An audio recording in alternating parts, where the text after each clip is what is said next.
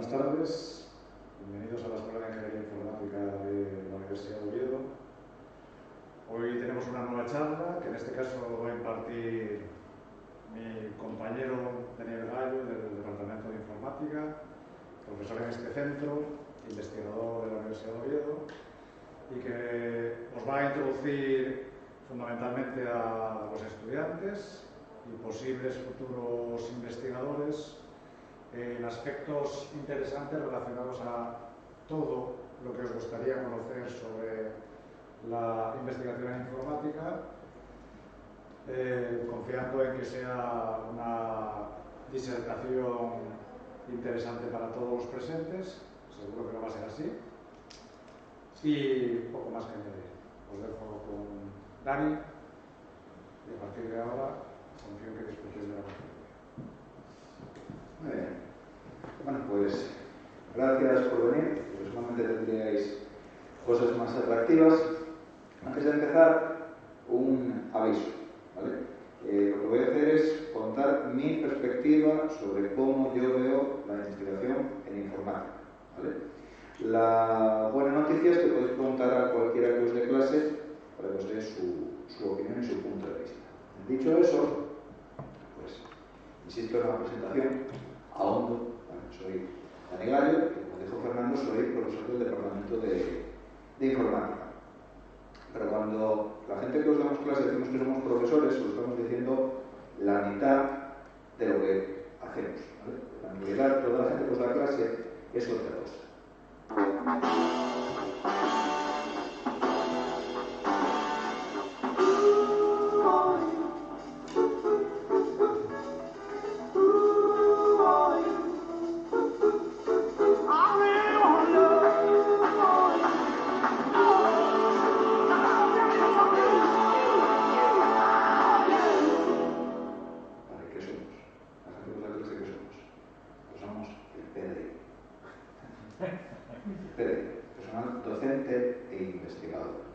Investigadores, no en este sentido del término. Imagínate, te dan repositorios por la mañana, resuelven crímenes por la noche, como Batman, pero con menos recursos. No, somos investigadores en este sentido del término, ¿vale?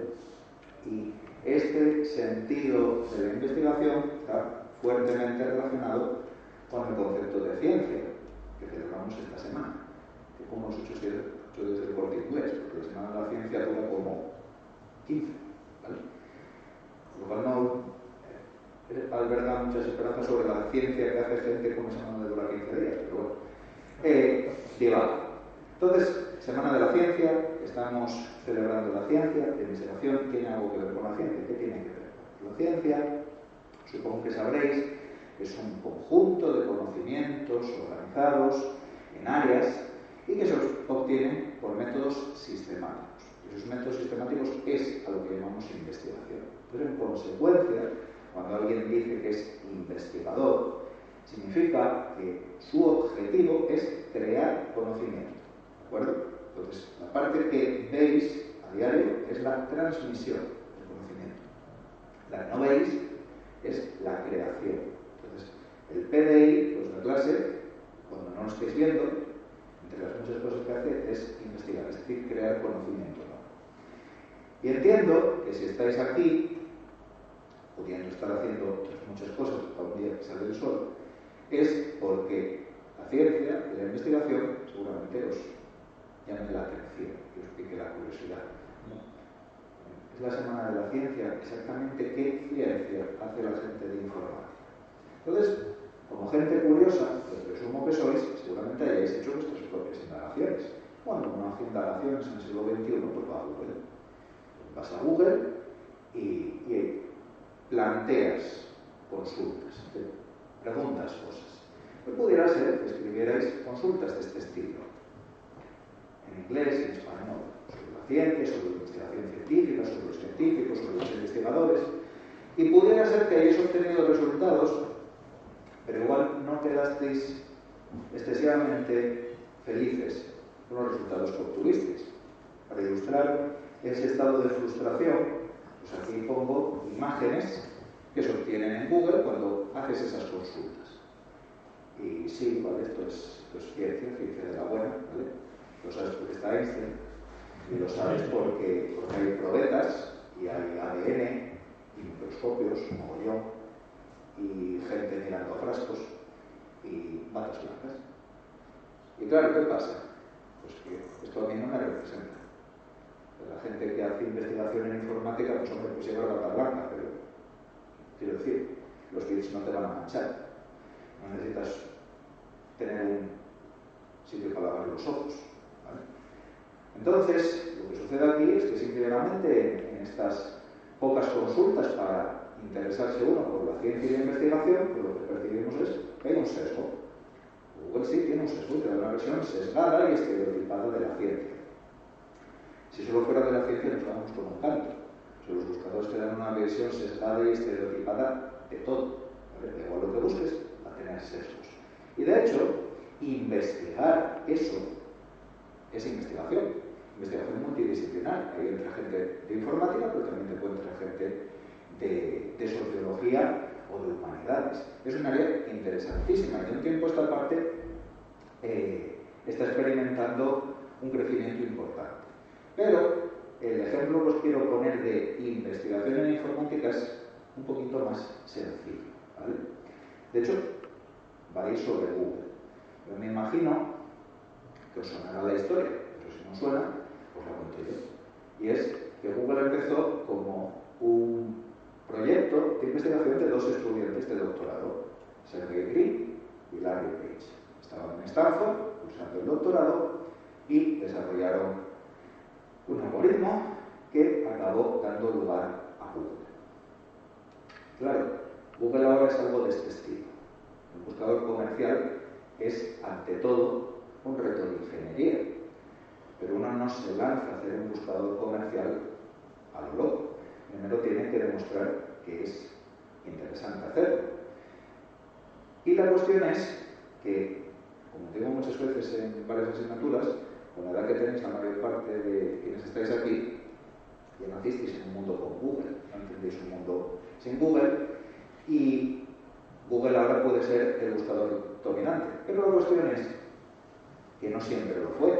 Y cuando Larry y Sergey empezaron a trabajar en esto, había buscadores que eran tan dominantes como es a día de hoy Google, por lo cual había que tener razones de peso para que dos estudiantes de doctorado dijeran, no, quítate, que vamos a hacerlo nosotros mejor que todas estas compañías. Así que vamos a hacer un viaje a los 90, cuando la web era joven y salvaje. En los 90 había buscadores, ¿de acuerdo? No tuvisteis la suerte de disfrutarlos. Teníamos Altavista, Excite, Infoseek, Lycos, Northern Lights, Webcrawler, Yahoo. Había para elegir, ¿de acuerdo? Y la cuestión es que habiendo todos estos buscadores, insisto, Brin y Page tenían que tener razones de peso para decir, pues vamos a hacer otro, pero este bien. Pero las razones de peso era que, siendo educados, los buscadores de la época daban resultados insatisfactorios. Y si uno no es educado, eran malos, pero muy malos, ¿vale? Entonces, básicamente Brin y Page aportaron muestras de por qué fallaban estos buscadores. Entonces, por ejemplo, en 1997, solo uno de los 4 buscadores principales se podía encontrar a sí mismo. Diréis, ¿exactamente qué quieres decir con eso? Si tú vas a Google y en la caja de búsqueda de Google escribes Google, das a intro, el primer resultado debe ser Google. Si saliera otra cosa, mal. Bien, pues resulta que 3 buscadores de los 90 no se encontraban a sí mismos. Por otro lado, en aquella época, Bill Clinton era presidente de Estados Unidos y, ante la consulta Bill Clinton, un buscador comercial ofertaba esta página. Que bueno, es llamativa, sobre todo porque, claro, si Bill Clinton es presidente de Estados Unidos y están haciendo una campaña de digitalización importante, recordemos que Al Gore, su vicepresidente, inventó Internet, ¿vale?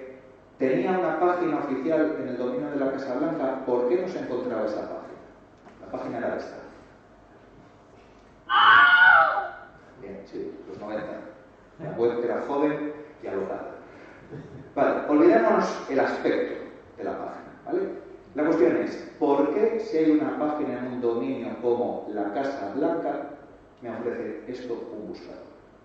Entonces, lo que sucede es que Britney Page se da cuenta de que hay espacio para mejora. En términos generales, los informáticos somos muy mala gente, porque vez que hay un problema, es una buena noticia, es una oportunidad de investigación, ¿vale? Uy, esto no funciona, genial, es algo que puedo investigar. Pero claro, hay un trecho entre descubrir, cosa que no era muy difícil, que los buscadores de la época funcionan mal y saber cómo resolver el problema. Con lo cual, Britney Page pues, tiene que encontrar una idea. El problema, hay que tener una idea. Esto como lo mejor, ¿vale? Entonces, ese problema que tienen ellos ahora de encontrar una forma de resolver consultas en la web mejor que todos los buscadores comerciales con sus millones de dólares, pues podría afrontarse de dos maneras. Una sería poniéndose a pensar de manera furiosa, como en ese capítulo de Big Bang Theory, en el que Sheldon y Raj miran muy fuerte una pizarra blanca, ¿vale? Así no funciona, ¿vale? La cuestión es que en términos generales, en ciencia y en investigación, lo que uno hace es ¿qué se ha hecho antes? ¿Qué se ha hecho antes al respecto? ¿Vale? Lo dijo Newton. Si he visto más lejos, ha sido porque estaba sobre hombros de gigantes. Eso es muy poético, acaba siendo de tengo que leer la literatura, tengo que ver qué se ha hecho al respecto, y en base a lo que ha hecho otra gente, tengo un punto de partida. Entonces, ¿sobre qué gigantes se apoyaron Britney Page? Pues al menos sobre toda esta gente. Esto que tenéis aquí son lo que en la jerga llamamos papers, ¿vale? Artículos científicos. Entonces, leyeron a Kleinberg, a Marchiori, a McBrien, a Pinkerton, a Garfield, a toda esta gente de aquí, leyeron lo que hicieron y pensaron furiosamente, ¿vale? Pensaron furiosamente y llegaron a un momento eureka, ¿vale? Como Arquímedes en la bañera, no sé si fue la bañera. Tuvieron una idea. Ya sabían qué podían hacer para que los buscadores colocaran antes páginas que venían de un dominio como la Casa Blanca en vez de una página random, cogida de la web. Y ese algoritmo lo llamaron PageRank, ¿vale? La idea de PageRank es relativamente sencilla. Si una página recibe muchos enlaces, esa página seguramente sea más relevante que una página que recibe pocos, con independencia de lo que tenga escrito la página. Y si una página recibe pocos enlaces, pero los recibe de páginas que reciben muchos enlaces, pues seguramente sea una página interesante. Bien, entonces tienen esa idea y han hecho la mitad del camino. Hemos descubierto un problema interesante, hemos tenido una idea para resolverlo en base a lo que hemos leído y pensado nosotros, pero ahora hay que hacer experimentos.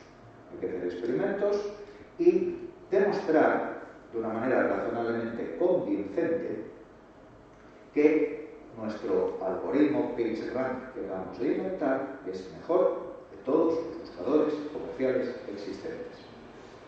Y lo hicieron. Y ya está, acabó la investigación. No. De nuevo, el encontrar un problema, tener una idea para resolverlo y implementar un prototipo y demostrar experimentalmente que esa idea que tú has tenido es lo suficientemente buena y resuelve ese problema mejor que lo que se hacía hasta el momento, sigue sin ser todo. ¿Por qué? Porque hay que divulgar los resultados de la investigación. ¿Y esto qué significa? Significa que tienes que llevar a la comunidad científica en la que te mueves tus resultados. ¿Y cómo se hace eso? Con papers, ¿vale? Entonces, Britney Page escribieron sendos artículos describiendo el problema, porque el problema era interesante, porque los buscadores comerciales de la época no lo resolvían, cuál era su idea, cómo se relacionaba su idea con las de otros investigadores, cómo habían demostrado experimentalmente que su idea era viable y funciona mejor que los buscadores existentes y se lo ofrecen a la comunidad. ¿Vale? ¿Qué objetivos tienen las publicaciones? Pues el principal es este. Hemos hecho esto. Hemos creado conocimiento nuevo, lo que tengo que hacer es divulgarlo. Es como el proverbial árbol que cae en un bosque y nadie lo oye caer. Hizo ruido. Si tú haces una investigación, descubres algo nuevo y no se lo cuentas a nadie, ese conocimiento no existe. ¿Vale? Entonces ese es el fundamental. Poner a disposición de la comunidad, llamémosla científica, académica e investigadora, ese conocimiento nuevo que ese investigador ha obtenido. Más cuestiones para las que sirven las publicaciones, pues para que ese conocimiento que estás divulgando sea reproducible, refutable, reusable. ¿Vale? Las 3 R's de las publicaciones académicas. 3 R's de la Popa.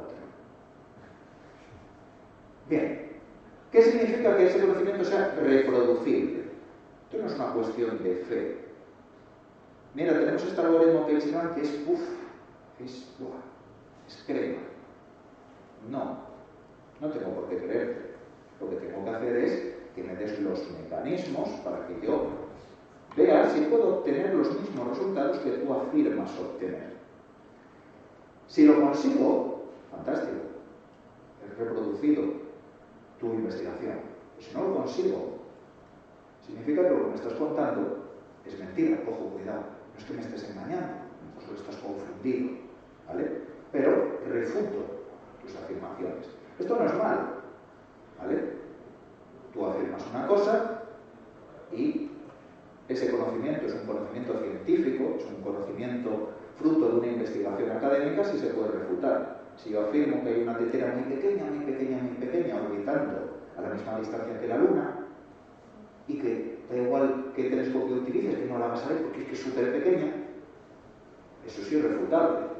Es difícil de creer y de aceptar que existe esa tetera. ¿Vale? Y por último, si tu conocimiento es reproducible y útil, seguramente sea reusable.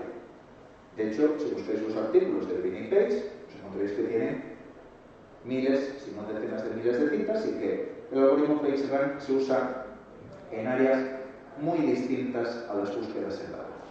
Bien, pero llegados a este punto, que conté una historia muy bonita, en la que 2 personas, así en plan Cenicienta, 2 negros estudiantes de doctorado sobre una de las universidades más prestigiosas del planeta, consideran que puede mejorar lo que hacen los buscadores comerciales y van y lo hacen y lo publican, pues debería surgir una pregunta. Ay, venga, Dios, se me olvidaba. Informática. Estas 3 R's sin divulgar el código y los datos como que son cada vez más difíciles. Entonces en informática divulgar solo los resultados, solo con papers, es poco habitual. La pregunta espera. Que tienen estos estudiantes, se les ocurre una idea, hacen un prototipo, sacan resultados y publican un paper. ¿Qué pasa? Esto es la casa de Tócame Roque, aquí cualquiera llega, escribe y publica. No. ¿Vale? O sea, que hay normas. Que hay en el mundo académico, hay reglas, costumbres, convenciones, buenas prácticas, que llevan, no a que no se publique cualquier cosa, Dios nos libre, no, a que lo que se publique sea razonable, desde un punto de vista científico. ¿Y eso cómo se consigue? Bueno, pues hay ciertos congresos, ciertas revistas, ciertas editoriales que publican libros y capítulos de libro, que se consideran que lo que se publica en esos sitios son, de verdad, publicaciones científicas y académicas. Y diréis, ¿pero eso qué es? ¿Por una cuestión de pedigrí? ¿Es una cuestión de elitismo? ¿Solo vale lo que se publica en tal sitio? ¿Por qué? Bueno, pues es porque a los comités que organizan esos congresos, a los comités editoriales que llevan esas revistas, o esas editoriales de libros, se les presupone un rigor. Diréis, ¿un rigor en qué? ¿Un rigor mortis? No, un rigor evaluando la calidad de la ciencia que se les envía para que publiquen. ¿Y eso cómo se hace? Es un poco parecido a esto, solo que sin darle la cara al panel. Es lo que se llama la revisión por pares. Pares en el sentido de iguales. Muy bien. Has escrito un artículo, lo envías a un congreso. ¿Quién va a decidir si eso se publica tal cual está o si necesita cambios antes de ser publicado? Pues un comité, un panel, de normalmente 3 personas, a veces más, nunca menos, de científicos como tú, ¿vale? A los que se les hace llegar tu trabajo. Idealmente es anónimo para las dos partes. Es decir, tú nunca vas a saber quién revisó tus artículos, ¿vale? Idealmente ellos tampoco deberían saber quién eres tú. ¿Qué hacen esos investigadores? Se leen tu trabajo, si das código, miran el código, los datos y tratan de comprobar si tu trabajo tiene el rigor, la calidad suficiente como para merecer formar parte de la literatura académica.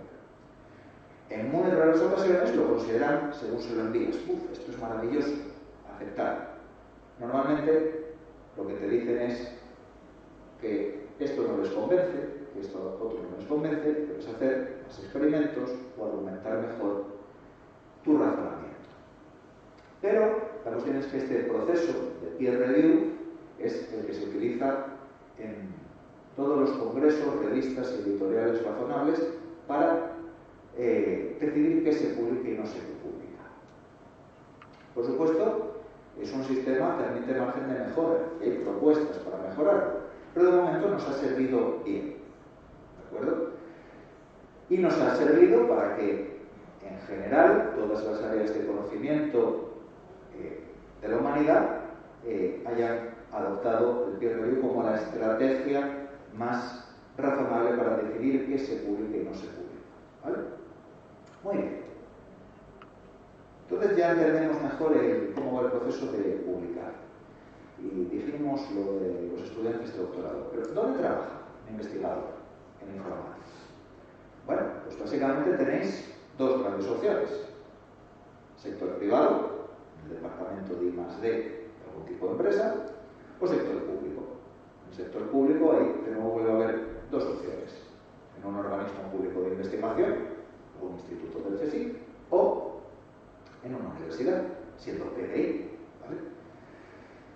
¿Y cómo inicia uno su carrera investigadora?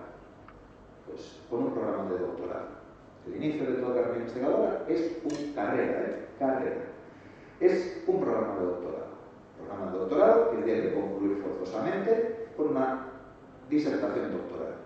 Green y Pace nunca la hicieron, ¿vale? Un doctorado no es otra cosa que un proceso de aprendizaje, ¿de acuerdo? Que concluye con ese doctorándose. ¿Y cuándo se doctora? Cuando demuestra que es capaz de hacer una aportación original al área de conocimiento en la que trabaja. Y si consigue hacer eso, al mismo tiempo también ha demostrado que puede investigar de manera autónoma, ¿vale? Lo diréis. ¿Qué sé yo si me compensa o no me compensa hacer un doctorado? Es que eso es una movida compleja. La buena noticia es que puedes investigar casi en cualquier momento de tu vida, ¿vale? El doctorado es para iniciar una carrera investigadora, para saber si te gusta, si te mola, pues empezar antes, ¿vale? Ni que decir tiene que ahí te vendría bien tener mentoría. Entonces, por supuesto que cualquiera que estudie un grado podría iniciarse en la investigación. Ahí lo conveniente sería contar obviamente con la ayuda de algún miembro del profesorado. Entonces ahí lo que os animo, gente que estéis aquí y que tenéis curiosidad por esto, es que busquéis, por ejemplo, en la guía de expertos de Uniobi o en la guía del PDI del Departamento de Informática, a la gente que os da clase. Y desde ahí seguramente pues encontraréis cosas que al principio no sabéis lo que es, identificador por CRIP, página web personal, bueno, eso sí. Desde ahí lo que veréis es qué publican. Entonces, veréis en qué dedican su tiempo, aparte de daros clase, es generar conocimiento en distintas áreas. Y habrá cosas que pueden os llamar la atención a unos y otras que os llamen la atención a otras personas. A lo mejor hay gente que le llama la atención las bases de datos, otra gente le llama la atención la seguridad, otra gente puede que le llame la atención la web y otra gente a lo mejor le llama la atención, qué sé yo, la administración de sistemas operativos. ¿Vale? Entonces, si esto os llama la atención y os apetecería probarlo, hablar con la gente de vuestra clase y realmente con la gente que investigue cosas que os llamen la atención. Y no olvidéis que el trabajo fin de grado es una oportunidad excelente para ello. Y os voy a leer un trocito del reglamento que regula los trabajos fin de grado en esta escuela. Los trabajos fin de grado deberán estar claramente relacionados con la ingeniería informática del software, pudiendo distinguirse entre otros los siguientes tipos. Y hay una enumeración, y uno es trabajos de investigación. Este tipo de trabajos consiste en la realización de amplios y profundos estudios de una materia concreta, identificando problemas o campos de estudio a desarrollar, ofreciendo posibles soluciones a los mismos. También se podrán incluir prototipos de aplicaciones informáticas que muestren la solución que se propone. Dicho de otra manera, no sabes si de verdad quieres investigar o no. Es un momento interesantísimo para hacerlo, es el trabajo fin de grado. Y entonces lo ideal sería encontrar a alguien que te lleve por clase, que investigue temas que a ti te llaman la atención y no esperando a que te ofrezca algo, sino proponiéndolo. Oye, ¿podrías darme un trabajo fin de grado de investigación de algo? ¿Vale? En resumen, la charla iba a ser breve. La investigación es una actividad intelectual cuyo objetivo es descubrir nuevos conocimientos útiles que pueden tener aplicaciones prácticas, inmediatas o no. Investigación aplicada versus investigación pura. Las publicaciones científicas permiten divulgar nuevos conocimientos y deberían ir acompañadas de datos y código. ¿De acuerdo? Solo papers en informática ya no se estila. Toda la gente que te da clase investiga, es parte de su trabajo, recordad, son el PDI Unión. Con la mentoría adecuada, si quieres, te apetece, puedes investigar. Si crees que te pudiera interesar, el TFG es el momento ideal. Pregunta a cualquiera. Y apuesto por preguntarme a mí. Pero espera, aún hay más. Mi intención era dejarlo ahí, pero digamos que compartí la charla con algunas personas y notaron un detalle de nada que se me había escapado, con el ejemplo de PageRank. Y es que en el proceso ese de hacer investigación, hacer ciencia y publicaciones, pues hubo peña que se hizo rica. O sea, yo lo vi como cosa tangencial a la ciencia. Entonces, digamos que aquí hay cuestiones que a mí se me escapan. Le contaría, que es el experto en este tipo de temas, y claro, hay cosas que se me escapan. Por ejemplo, en la Unión Europea no hay patentes de software. Es llamativo que consiguieron una patente sobre PageRank solicitada en el 98 cuando ya habían divulgado la existencia de PageRank en el 97. Eso es llamativo. También es llamativo que Sergey Brin no sale por ningún lado. Que la patente está a nombre de Stanford. O sea, la patente es de Stanford. ¿Cómo les dejan después montar una empresa multimillonaria en base a algo que era de Stanford? Pues es llamativo. Pero bueno, es algo que podéis investigar. Anyway, pongamos que hacéis investigación y creéis que tiene una aplicación práctica inmediata. Entonces, bienvenidos al maravilloso mundo de la divulgación, de la transferencia de resultados de investigación. No voy a entrar en ello. La idea es que si eso sucediera, quizás incluso antes de publicar nada, hablar con la oficina de transferencia de resultados de investigación de la universidad. La hay en todas las universidades. Aquí es la otra. Entonces, si eso pasara, sería un momento muy interesante y si obviamente habría que poner muchas cosas por escrito antes de lanzarse a publicar o montar un spin-off o cosas de ese estilo. ¿Vale? Este sí es el final y ahora la idea es que si tenéis preguntas, pues hay por ahí un micro para que queden perfectamente grabadas. Si alguien tiene cualquier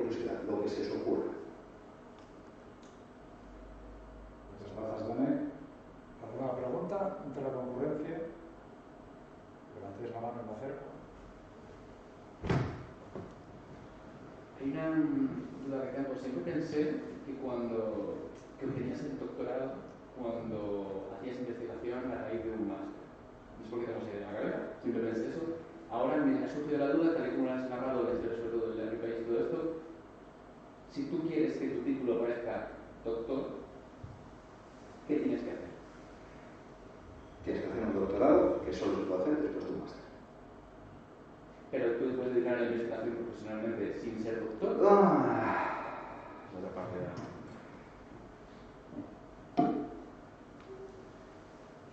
Sí, pero no. Me explico. ¿Puedes hacer investigación en una empresa privada sin ser doctor? Probablemente. ¿Están en muchas empresas privadas buscando contratar doctores? Sí, porque una fuente de financiación habitual en investigación son fondos públicos. Y para pedir un proyecto a cargo de fondos públicos tiene que haber un investigador principal. Ese investigador principal tiene que ser un doctor. Entonces, una circunstancia que se da en muchas empresas es que sí, tienen gente que hace investigación, pero cuando llega el momento de quiero pedir fondos públicos, es ostras que no tienen ningún doctor. Entonces hay que animarlos a que saquen el doctorado o hay que establecer algún convenio con algún organismo público de investigación que te ponga algún doctor para dirigir ese proyecto. Entonces, ¿puedes hacer investigación? Sí. ¿Vas a poder hacer ciertas cosas asociadas con la investigación sin un doctorado? No, no vas a poder dirigir tesis, no vas a poder estar en tribunales de tesis doctorales, no vas a poder presentarte a ciertos puestos en organismos públicos, no vas a poder pedir financiación de proyectos, aunque lleves investigando años en una empresa privada. ¿Vale? Entonces, la cuestión es esa: si uno quiere hacer ciertas cosas para las que hace falta un título de doctor, necesita un título de doctor. Y para entrar en un doctorado, has tenido que hacer previamente un máster que conduzca al diploma de estudios avanzados. Entonces, todo paper publicado por una persona que haga investigación debería tener a alguien en el título de un doctorado, ¿no? No necesariamente. Porque yo no lo de la RPI, siempre hay la impresión de que no tenían... No necesariamente. Era lo que os decía. No, los artículos... a ver, ¿cómo mandarlo aquí? Vamos a ir para esto.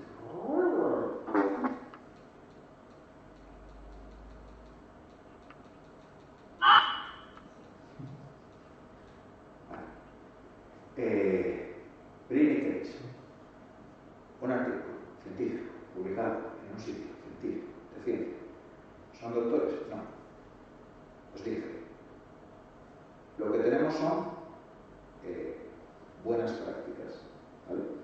Entonces la idea es: ¿solo puede publicar artículos alguien que tenga un doctorado o en todo artículo tiene que salir algún doctor? No. ¿Por qué? Porque lo que cuenta, supuestamente, debería contar es la calidad de la ciencia que se hizo. Y la cuestión es que ese artículo era y sigue siendo muy sólido. Si hicieron la revisión por pares, como debe ser, no deberían saber quiénes eran.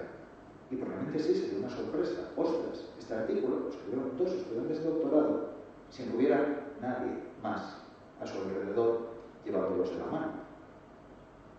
Bien por ellos. Entonces la cuestión es: ¿puedes escribir artículos y publicarlos no teniendo un doctorado? Sí. Sí. ¿Es habitual? No, pero no por una cuestión de que se vayan a poner barreras necesariamente, sino porque en términos generales una persona que tenga un trabajo a jornada completa, que no tenga absolutamente nada que ver con la investigación, va a tener bastante difícil encontrar el tiempo y las ganas de hacer esa investigación y mucho menos para meterse en un proceso que puede ser un poco largo y a veces enrevesado, que es el de enviar algo para publicación. Y entrar en un juego de ping-pong, le envío este paper, me piden que haga cambios, los hago, lo vuelvo a enviar, y eso no son temas que lleven poco tiempo. Tú llevas un paper, mandas un paper y a lo mejor tardan 3 meses en responderte, teniendo suerte. Hacer los cambios te puede llevar otro mes, lo vuelves a enviar, es un proceso moderadamente largo. Entonces, en términos generales, acaba disuadiendo a la gente que aspira a hacerlo un poco por hobby. Pero sí, por supuesto, una persona que estuviera en una empresa tranquilamente haciendo investigación sin doctorado no tendría por qué tener problemas en conseguir publicar. ¿Vale? Sí que es cierto que en términos generales va a ser raro que encontréis publicaciones de alguien que está haciendo un doctorado que vayan sin la coautoría de quien le dirige la tesis. Generalmente, porque como en el fondo estás andando con ruedines, el que te dirige la tesis se supone que revisó ese paper, hizo aportaciones y en consecuencia merece salir como coautor. Pero la cuestión es que no hay un portero de discoteca diciendo se llama el carnet de doctor. No, tú no publicas. ¿Vale? Pero sí que es verdad que quiero ser investigador de organismo público, doctorado. Quiero pedir un proyecto de investigación a la Unión Europea, doctorado. ¿Puedo participar en un proyecto de investigación sin tener un doctorado? Sí, pero no vas a ser el investigador principal. Vas a trabajar en él. No sé si alguien me tiene una pregunta, pero tengo una más. Vale. Y ahora la otra parte de la moneda es, quiero estar al día de algo de esto. Me interesa cualquier rama de la ciencia informática. Has dicho que solo hay ciertas publicaciones que son relevantes, por ejemplo, en biología tienes la LISO y todo esto, y al menos la ACM en general, y otros sitios. Pero ¿cómo puedes estar al día de la rama de la ciencia en la que en particular te interesa? O sea, algo muy concreto. ¿Te pasas todo el día esperando que salga un nuevo paper y te lees todo lo que sale? ¿O partes de una idea y entonces es cuando empiezas a mirar? Vale, esa pregunta es muy difícil. O sea, muy difícil. ¿Cómo estar al día de la literatura? Vale, si alguien tuviera mucha más curiosidad por esto, tengo un Moodboard que preparé para los estudiantes del máster de Ingeniería Web con montones de cuestiones sobre investigación. ¿Vale? Entonces, lo que tú planteas. Un problema que tiene la ciencia a día de hoy es que hay una inflación de papers. ¿Vale? Es muy, muy difícil estar al día de todo lo que se publica. Por otro lado, la idea de muévete rápido y rompe cosas no es solo de Facebook. Y hay algo que no sé hasta qué punto caló entre el gran público con la pandemia de COVID, que son los llamados preprints. ¿Vale? Los preprints inicialmente empezaron en el mundo de la astronomía, ¿vale? De las matemáticas. Astronomía, matemáticas, física. La idea es la siguiente. Como digo, el proceso de conseguir una publicación puede ser moderadamente largo. Y hay congresos que son más rápidos, otros son más lentos, revistas que son más rápidas, revistas que son más lentas. Y hay áreas en las que ser el primero es crucial. Si tú has descubierto, qué sé yo, un nuevo planeta extrasolar, pues si tú coges y ese descubrimiento lo mandas a una revista y esa revista tarda 9 meses en publicarlo, y durante esos 9 meses alguien descubre ese planeta y lo manda a otra revista que tarda 3, lo publica primero es el otro, lo descubriste tú antes. Entonces, claro, los científicos son humanos y hay cosas que les dan rabia, ¿vale? Entonces, los repositorios de preprints no hay peer review, simplemente tú escribes algo y allí lo mandas. De nuevo, no es la casa del toca en el roque. Miran que tu dirección de correo sea de algún sitio que parezca que hacen ciencia, ¿vale? Pero no evalúan la calidad. Entonces la idea es descubrir un planeta extrasolar, escribo el artículo y antes de mandarlo a la revista lo publico como preprint. Descubrí, qué sé yo, una prueba matemática que nos llevaba volviendo locos 100 años.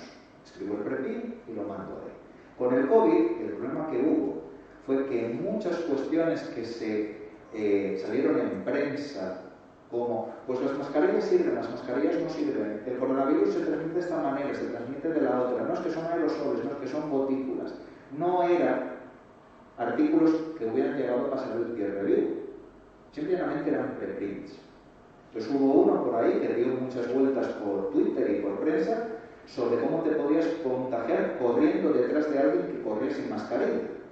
Y luego la cuestión es que cuando gente se puso a revisar ese artículo, lo que notaron fue las carencias que tenía.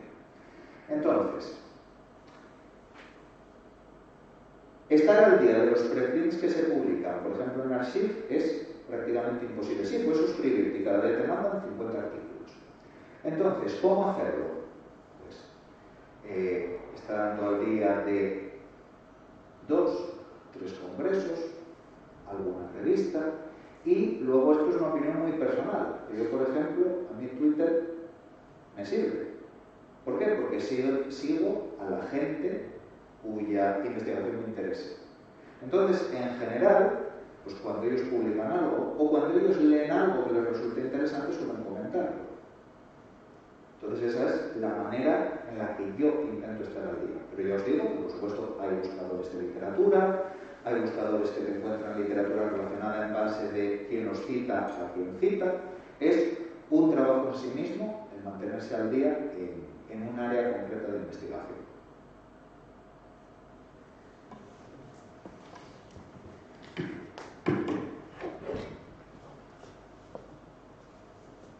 Vale, lo que son dos cosas. Bueno, lo primero, buena charla, y dos, esto que le voy a preguntar yo luego seguramente me viste en papel de comité, pero así la respuesta es pública. A ver, yo te voy a poner dos cosas encima de la mesa y aquí sí que te voy a pedir sinceridad o pragmatismo.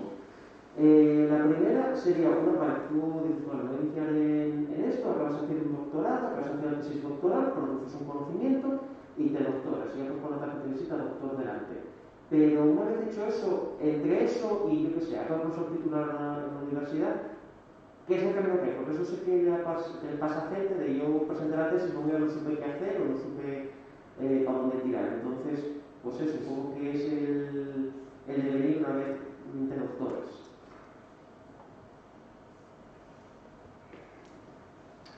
Vale, bien.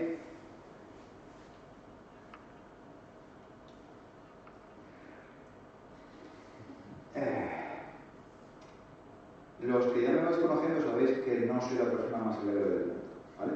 Entonces, tú pediste sinceridad. Hay una sección en ese notebook que es la cruda realidad. Bien, la cuestión es la siguiente. Uno de los puestos que bajo ningún concepto puede cubrirse a día de hoy en España sin ser doctor es profesor de universidad, ¿vale? Entonces, salvo puestos de profesor asociado, cuyo objetivo es dar clase y no mucha, no investigar, esos no tienen que ser doctores, el resto tienen que ser doctores sí o sí, ¿vale? Y lo que sucede es que eso ya es un mundo aparte, ya no es la carrera investigadora en sí, es cómo se llega a ser profesor universitario. Hay distintas escalas, dicen que igual cambia la ley, igual cambian las cosas, pero a día de hoy, básicamente lo que tenéis es una categoría que son profesores ayudantes, esos no tienen que ser doctores, esos no los convocan las universidades. ¿Por qué? Porque les compensan más bien poco.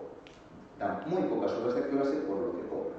Pero además tener un asociado que va a acabar dando más horas de clase cobrando aún menos. Si le sigue el ayudante doctor, como su propio nombre indica, tiene que ser doctor. Un ayudante doctor es una figura temporal. No recuerdo ahora mismo los años que puedes estar contratado en esa figura, pero pasado ese tiempo o te acreditaste, es decir, demostraste que puedes promocionar otra figura, o te vas a la calle. La siguiente figura es contratado doctor. Esa es una figura indefinida, laboral. Es un contrato indefinido en una universidad. Y luego tienes figuras que son funcionarias. En España, en tus países, no hay la figura de funcionariado. Tienes titular de universidad y tienes catedrático de universidad. Bien, entonces la cuestión es la siguiente. Y esto depende mucho del área de conocimiento. En áreas en las que hay mucho trabajo en empresas privadas, hay pocos incentivos para hacer un doctorado en España. ¿Por qué? Porque un doctorado es un proceso largo, que sabes el tiempo mínimo que te va a llevar, sabes que menos de 4 años no te va a llevar, pero puede alargarse a 5 o 6, y luego el proceso para conseguir todos los méritos que te van a exigir para las distintas figuras que impartían. Entonces, digamos que una cosa que se critica bastante en el mundo universitario español es que la gente estabiliza aproximadamente a los 40 y pocos. Y claro, digamos que la incertidumbre es grande. Hay países en donde la situación es, si queréis, peor. Por ejemplo, en Alemania, la única figura que es funcionaria es el equivalente a catedrático. Todas las anteriores son temporales. Y por ley tienen prohibido estar contratados más de 10 años, con lo cual mucha gente inicia una carrera académica en Alemania y acaba en la calle. ¿Vale? Es verdad que hay más mercado allí, pero bueno, habrá áreas en las que sea un fastidio. Si eres filósofo, deberías ser profesor de filosofía y después de 10 años te echan a la calle, es un fastidio. Entonces, la cuestión es un proceso largo, es un proceso exigente y es un proceso en el que nadie te puede dar certezas de nada, ¿vale? ¿Contesta tu pregunta o lo que querías era que te dijera, pero aún así hazlo? No, más o menos. Es decir, la parte bonita, eso ya me lo venden en otros sitios, ¿no? Quiero decir, me refiero, si eso se te empuja desde otros sitios, el barrio, inténtalo, si de verdad te gusta, es tu pasión, etc. Bueno, a ver, no quería que derivara ahí la charla. A ver, la charla no pretendía ser, en modo alguno, una charla motivadora de venga, haz investigación. ¿Vale? Era, investigación es esto, si te llama la atención, un buen momento para probarlo y que puedas decidir que no es para ti, es el trabajo fin de grado. ¿Sigue siendo para ti? Pues entonces inténtalo. O sea, pero la cuestión es la siguiente, si tú lo que me dices es yo quiero ser bailarín en los musicales de Gran Vía, adelante, inténtalo. Si de verdad es lo que quieres, inténtalo. Las probabilidades de éxito son bajas, pero inténtalo si es lo que quieres. Quiero ser el mejor tirador de sidra del planeta. Go for it, ¿vale? Pero no se me ocurriría a nadie decirle, venga, ¿por qué no te haces bailarín en musicales, en Gran Vía? ¿No? Tiene que salir de cada uno. La cuestión es que, en términos generales, y esto no creo que le sorprenda a nadie, cualquier cosa que se os ocurra, un doctorado, acreditarse para ser profesor de universidad, ser bailarín en un musical de Gran Vía, tener tu propio late night, va a costar mucho trabajo. Y hay montones de cuestiones que no están bajo tu control. Lo que sí es cierto, y para este tipo de pregunta sí me había preparado, hasta tenía la respuesta, era ¿qué consejos le darías a alguien que quisiera hacer investigación? Pues sería, la primera, la paciencia, ¿vale? Piano piano, se arriba a lontano. La segunda, huye de la perfección. La perfección solo va a acabar contigo. Entonces, opta por hacer lo mejor que puedas, lo que sea suficientemente bueno. Aprende a decir que no, porque siempre va a haber una oportunidad maravillosa. Venga, ¿por qué no mandas este congreso? Venga, ¿por qué no envías este artículo? Venga, ¿por qué no intentas este capítulo? No, aprende a decir que no. Y 4, tienes que dormir. Tienes que dormir. Y es un trabajo. Yo si pudiera no haría esto. Sin más. Si yo si pudiera ser jefe de Estado de algún micropaís, lo haría. Nací en la familia que no tocaba. Entonces, la ciencia y la investigación, como tantas cosas en la vida, tiene muchos alicientes para quien los tiene. Como también tiene sinsabores. Entonces, en general, siempre que alguien intenta venderte una moto, te enseña lo más bonito. Entonces, ser un jugador de fútbol profesional, joder, debe tener unos alicientes del copón. Esta que los deja de tener. O las partes que no ves, que son interesantes. Si además resulta que el fútbol no te gusta, solo es que casualmente tuviste un talento innato para darle patadas a una pelota, pues puede ser terrible. Pero si esto te gusta, puede ser que los alicientes que tiene compensen a los sinsabores. ¿Vale? Entonces, digamos que la situación es esa. No es mejor en términos generales en ningún sitio. Hay sitios donde puede ser que estés mejor pagado, pero podéis buscar en inglés en Google y os vais a encontrar que en la inmensa mayoría de universidades anglosajonas lo que hay es una explotación salvaje. La mayor parte del profesorado que está en las escalas más bajas. Hace nada dio vueltas por Twitter un artículo de una chica que era profesora adjunta y sin techo. Y durante todo el tiempo que fue profesora adjunta mientras hacía la tesis, vivía en una tienda de campaña. Entonces, en ningún sitio atan perros con longanizas, y la investigación puede ser muy motivante, puede ser muy atractiva, tiene sinsabores como cualquier otro trabajo, es un trabajo más. Entonces, digamos que la moraleja de esto es: ¿crees que a ti este tipo de cosas te pueden interesar?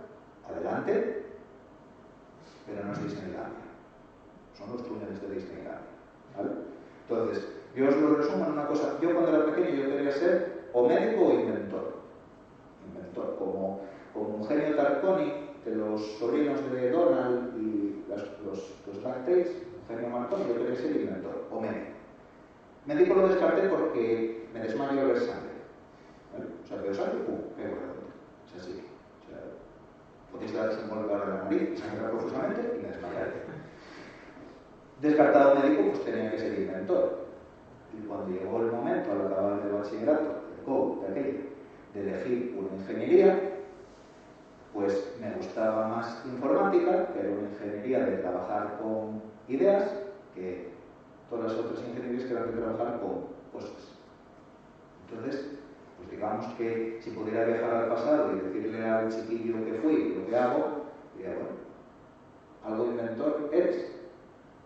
Entonces, al chiquillo que fui, esto me motivaba y me sigue motivando. Pero insisto, es un trabajo y lo haces por dinero, y todas las cosas que veis de no, es que esto tiene que ser motivación, esto es una forma de vida, chorradas, ¿vale? No tiene que ser una forma de vida, es un trabajo y debería tener un horario y unas condiciones, y la cuestión es que si crees que esto te atrae, puede motivarte mucho y convencerte de los insabores.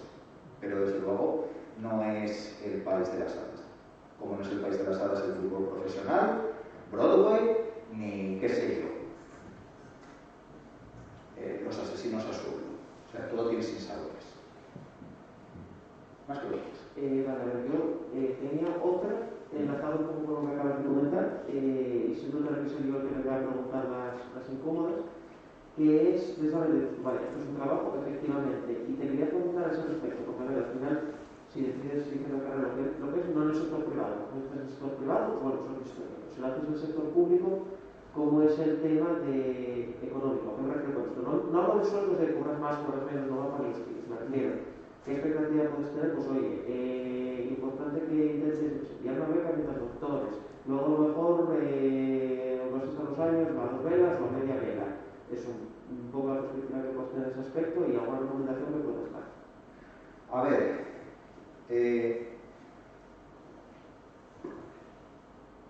no le recomendaría a nadie que hiciera un doctorado sin tener un soporte económico de algún tipo, ¿vale?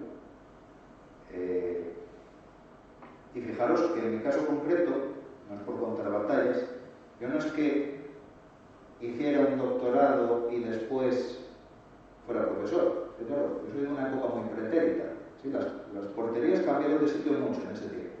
Pero la cuestión es que cuando yo empecé, podía contratar que sin tener un doctorado. Y hacía falta contratar a gente.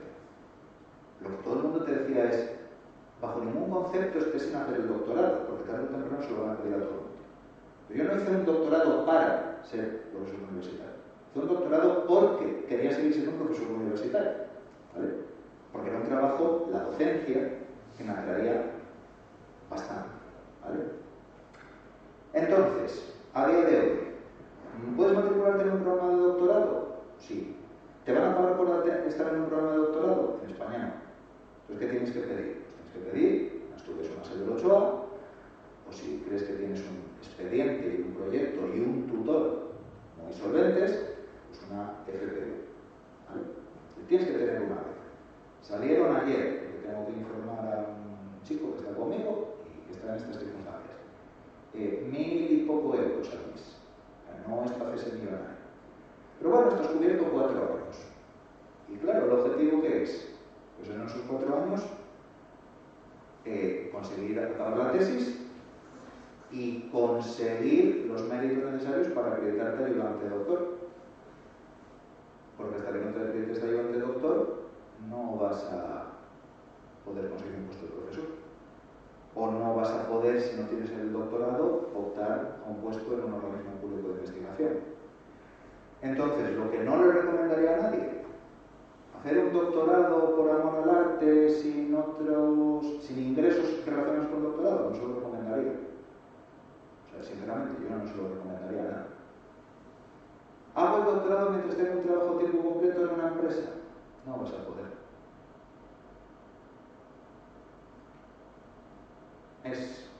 Pero es mi opinión. Hay más opiniones. Las opiniones son como los culos. Todo el mundo tiene una, solo piensa que apestan las de los demás. Así que preguntad a más gente.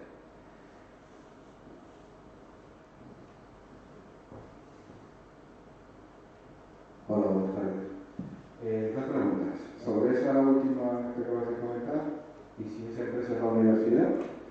Y la otra pregunta es para que nos hables un poco del concepto de grupos de investigación, cómo están ahora mismo a nivel de esta universidad y demás. Vale. Bien.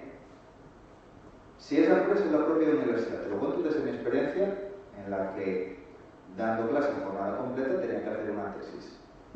Es una mierda. Si no te da más remedio, lo haces. Pero es complicado. ¿Vale? Sobre grupos de investigación. El concepto de grupo de investigación es universal. ¿Vale? Ya no se concibe que se pueda hacer ciencia en solitario. Es inconcebible, sin más.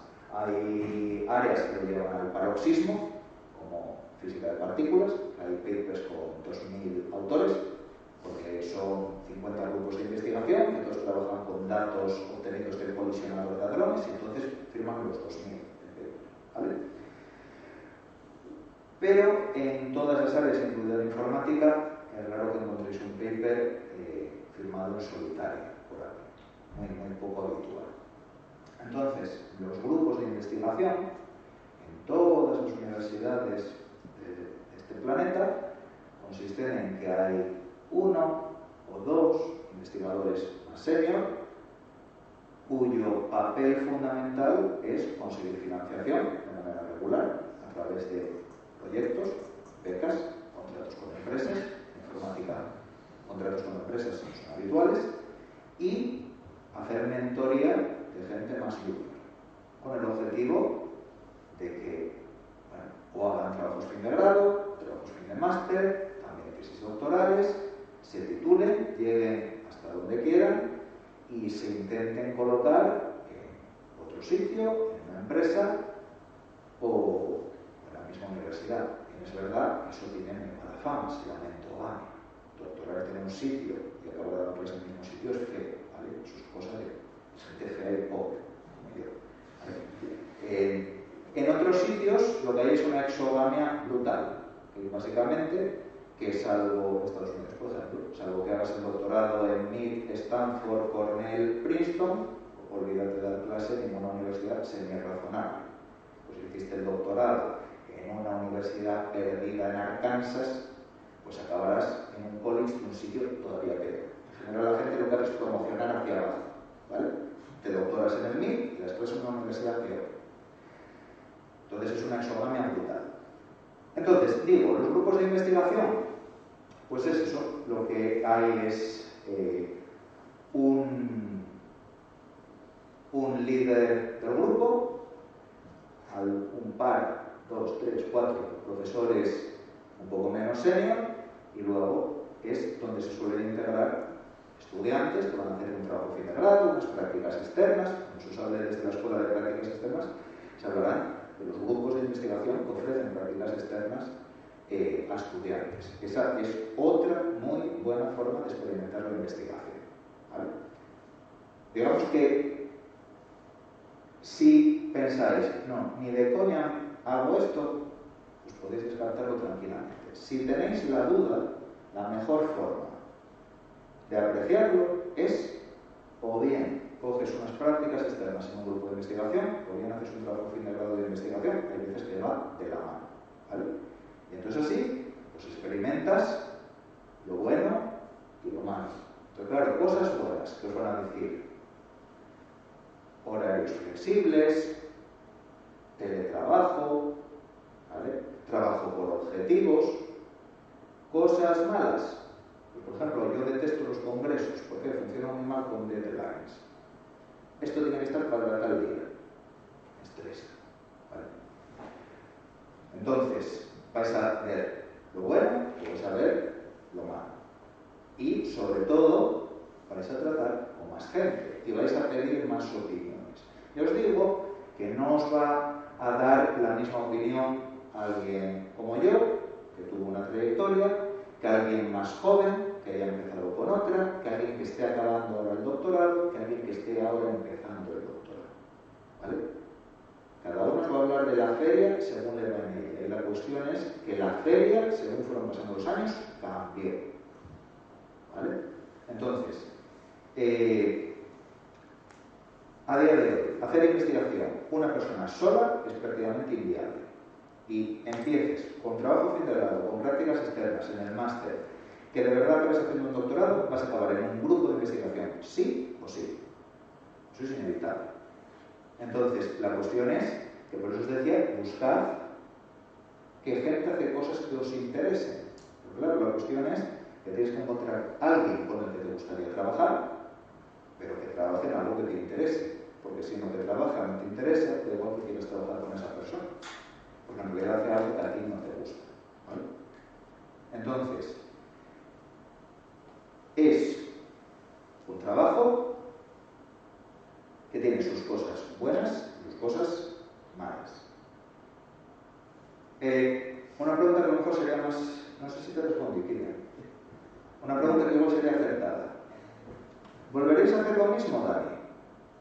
¿Sabiendo todo lo que sabes? Muy probablemente sí. ¿Vale? Muy probablemente sí. ¿Habéis hecho cosas de otra manera? Pues algunas sí. Pero la cuestión es que, quiero decir, la gente que os doy clase, a lo mejor no transmite una emoción enorme. Pues sí me gusta dar clase. Y hay momentos en clase que compensan. O sea, diréis, pues la mitad del tiempo no hablamos, por ejemplo, una cosa que detectes, miréis al móvil, la de Dios, pero la de Dios, todo el tiempo, el puto móvil. Y digo, bueno, anda, igual tienen que desconectarlo un poco. Igual hay algo interesante en el grupo WhatsApp. Entonces, hay ocasiones puntuales que compensan. Compensa que en una clase, en una asignatura de 180 matriculados vayan en total entre 3 grupos de teoría 40 personas. Que te vaya gente a prácticas y no sepa nada porque no falta teoría. ¿Vale? Hay momentos ocasionales que lo compensa. Compensa organizar una charla y prepararla y que vengan 5, 7, 8, 10, 11, ¿vale? Compensa. Porque podría ser peor, podría haber venido nadie, ¿vale? Vinisteis 11, ¿vale? Entonces, hay momentos que compensan y somos gente que respondemos al estímulo intermitente, como las tragaperras. ¿Por qué funcionan las tragaperras? Si tú sabes que nunca jamás te va a dar un premio, pues gilipollas vas a dejar la máquina. ¿Por qué sigues con la máquina? Porque de vez en cuando va a dar y no sabes cuándo va a dar, ni sabes cómo va a ser. Refuerzo intermitente. Entonces, como no sé cuándo va a salir una clase redonda, cuándo alguien va a hacer una pregunta interesante, cuándo va a haber una charla que al público le guste, lo sigues haciendo. ¿Vale?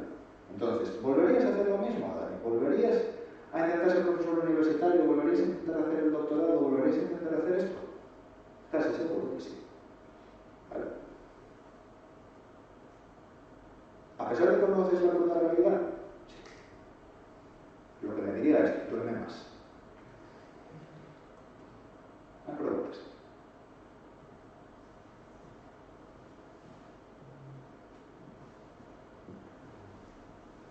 Yo ahora sí podrías comentar algo, bueno, si tienes conocimiento, supongo que sí, sobre la investigación en el sector privado.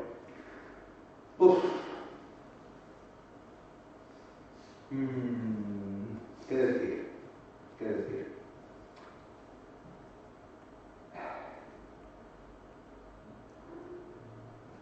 A ver, es que eso es un mundo muy amplio, ¿vale? Y encima esto se está grabando.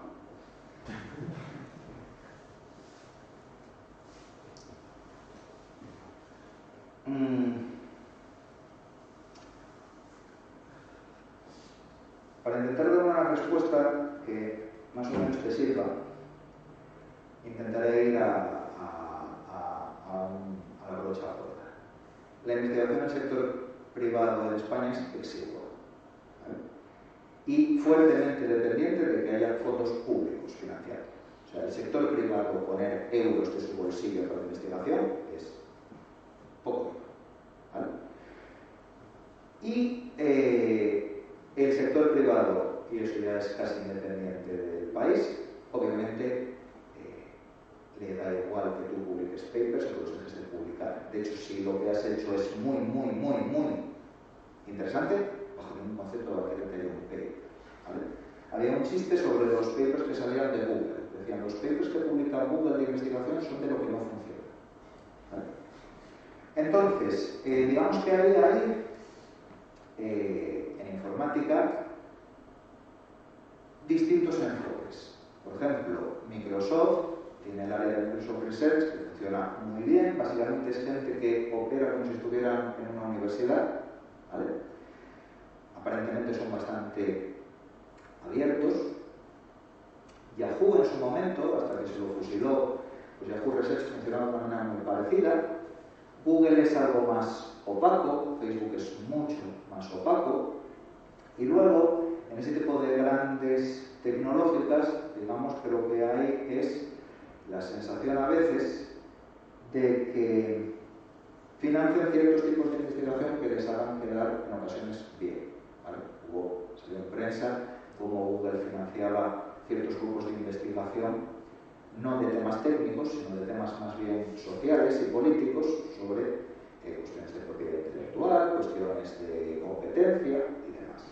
Bien, entonces, aquí, pues, en Asturias, lo que tendréis que ver es, bueno, pues, gente que tengáis conocida, que a lo mejor trabaje, pues qué sé yo, en sitios como Ceralia, en sitios como, pues qué sé yo, tenían bastante gente de investigación, por ejemplo, en Trilogia, ¿vale?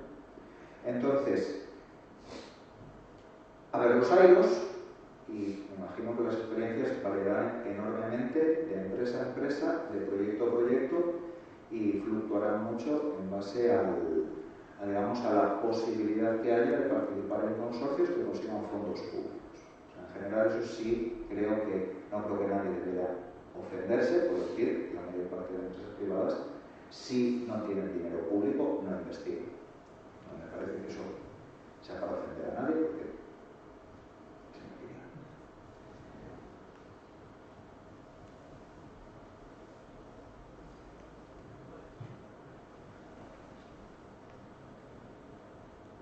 preguntas.